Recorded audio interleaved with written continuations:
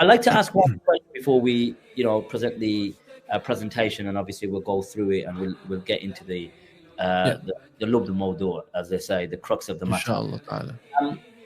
What do you think has brought about this monetization, this capitalization, and this globalization that we're living in now?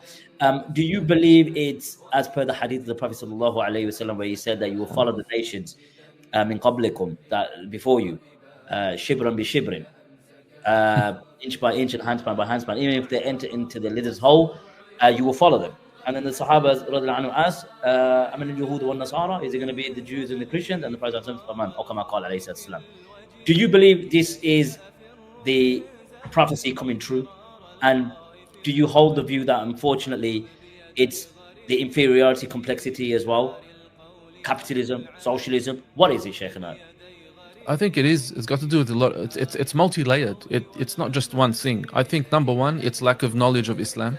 That's definitely there. We both know that there's a lack of knowledge. Like you can grab any Muslim on the street, and we will just say any Muslim on the street. What I mean by that is the layman Muslim, and I can guarantee you that 80% of them, and maybe I'm wrong. This is just me throwing a number. Don't take my word for it.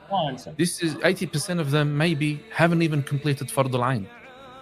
So how can I expect them to act accordingly when it comes to donations, when it comes to business, when it comes to their daily activities between each other and between Muslims and between non-Muslims?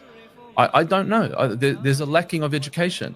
So my opinion is we need to invest in education. We need to invest in re-educating the Muslims, because we need education. That's great that you got a dawah stand and you're handing out Qur'ans, but there's a disconnect in the community, because sometimes the Muslims are responsible for Muslims leaving the religion. So even though you're giving da'wah or you're presenting, books, and you're out there in the public light and it gains traction and it gains following, at least you know that your ajr is hardly there because you've done it for the wrong cause.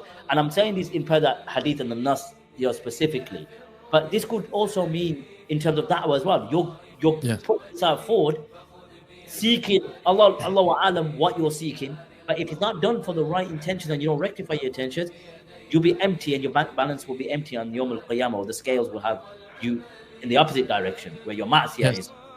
So be careful, and that applies for me, Sheikh, and that applies for you, and that applies to all the Muslims. Yes. And you can also connect that what you just said, that can be easily connected to one of the most famous ahadith. We have all heard it from Arba'in al-Nawawi. The first hadith in Arba'in al-Nawawi, إِنَّمَا الْأَعْمَالُ بِالنِّيَّاتِ.